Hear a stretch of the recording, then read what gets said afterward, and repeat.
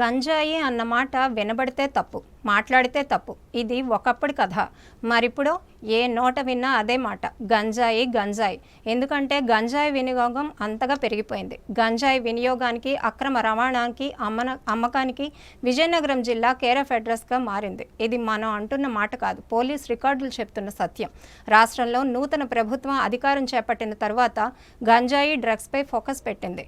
ప్రత్యేక కార్యాచరణతో ప్రణాళికాబద్ధంగా ముందుకు సాగుతూ గంజాయిపై ఉక్కు పాదం మోపుతోంది. జిల్లా పోలీస్ బాస్ అయితే గంజాయి వినియోగించినా, రవాణా చేసినా, కలిగి ఉన్నా వదిలేది లేదులే అంటూ దూసుకుపోతున్నారు. అయినా కూడా జిల్లా కేంద్రంలో గంజాయి అమ్మకాలు సాగడం కాస్తంత విచారకరం.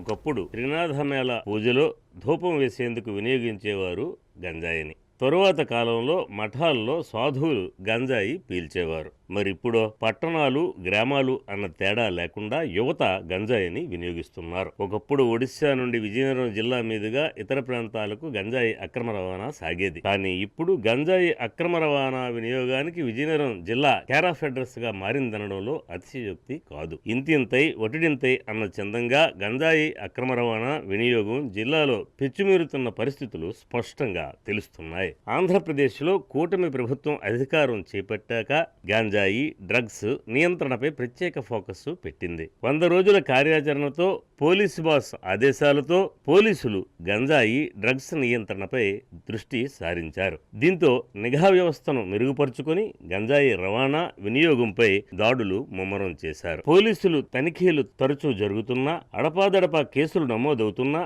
జిల్లాలో ఎక్కువ మంది భారీ మొత్తాల్లో గంజాయి ప్యాకెట్లు అక్రమ రవాణా చేస్తూనే ఉన్న పరిస్థితి కనిపిస్తోంది. ఒకప్పుడు త్రినాథమేళా కోసం చిన్న చిన్న పొట్లాల్లో విక్రయించే గంజాయి అత్యంత గోప్యంగా లభించే పరిస్థితులు ఉండగా ఇప్పుడు యువత రోజువారీ వినియోగానికి విచ్చలవిడిగా లభిస్తున్న నేపథ్యం. పూర్వపు రోజుల్లో కొంతమంది సాధువులు సైతం దొంగతనంగా గంజాయి సేవించే పరిస్థితి ఉండగా ఇప్పుడు కొంతమంది యువకులు పబ్లిక్ గా సేవించి మత్తులో తూలుతున్న పరిస్థితులు. విజయనగరం గంజాయి రవాణాకు అడ్డాగా మారిందన్న రోజులు పోయి జిల్లా కేంద్రంలో వినియోగం పెచ్చిమీరిందని చెప్పక తప్పని పరిస్థితులు దాపురించాయి. గంజాయి సేవించిన వారిపైన కేసులు నమోదు చేస్తున్నామని పోలీసులు చెబుతున్నప్పటికీ అటు అక్రమ రవాణా గాని, ఇటు వినియోగదారుల జోరుకు గాని కళ్ళెం పడిన పరిస్థితి స్పష్టంగా తెలుస్తోంది. పోలీసులు చెబుతున్న లెక్కల ప్రకారం చూసుకున్నా ఇటీవల కొత్తవలస పోలీస్ స్టేషన్ పరిధిలో ఓ లారీలో అక్రమంగా రవాణా చేస్తున్న 450 కిలోల గంజాయి పట్టుబడింది. అదే రోజు ఎస్కోటులో కూడా గంజాయి పట్టుబడింది. తాజాగా జిల్లా కేంద్రంలో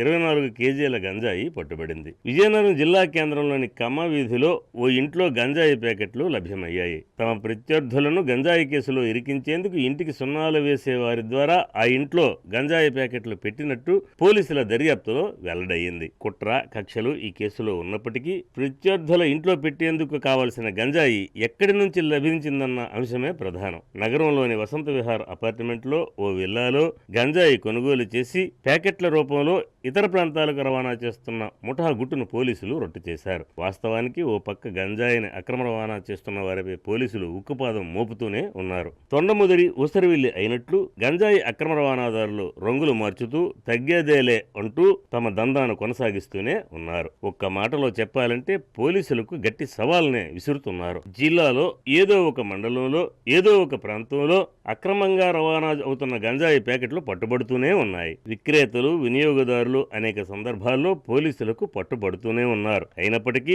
గంజాయి అక్రమ రవాణా గాని, యువత వినియోగం గాని కంట్రోల్లోకి వచ్చే పరిస్థితి కానరావడం లేదు. రాత్రైతే చాలు నగరంలోని నిర్మానుష్య ప్రాంతాల్లో గంజాయి బ్యాచ్ల సంచారం కలకలం రేపుతోంది. వాహన చోదకులు, ఒంటరిగా వెళ్తున్న వారిపై దాడులకు తెగబడుతున్నారు. ఈ పరిస్థితి గుర్తించిన జిల్లా ఎస్పీ వకుల్ జిందాల్ రాత్రి గస్తీని పెంచి గంజాయి సేవించే వారికి గుణపాఠం చెబుతున్నారు. గంజాయి బ్యాచ్ల సంచారంపై ఫిర్యాదులు అందిన వెంటనే యాక్షన్ షురూ చేస్తున్నారు. గంజాయి అక్రమ రవాణా, వినియోగంపై అడ్డుకట్ట వేసేందుకు కొత్త ప్రణాళికలతో ముందుకెళ్తున్నట్లు పరిస్థితులు స్పష్టం చేస్తున్నాయి. అయినప్పటికీ యువత మత్తులో తూగేందుకు ఊళ్ళూరుతున్న పరిస్థితి ముమ్మాటికి ఆందోళనకరమనే చెప్పాలి. మరి పోలీస్ బాస్ ఇటువంటి చర్యలతో యువతను సక్రమ మార్గంలో నడిపించే ప్రయత్నం చేస్తారో వేచి చూడాల్సిందే.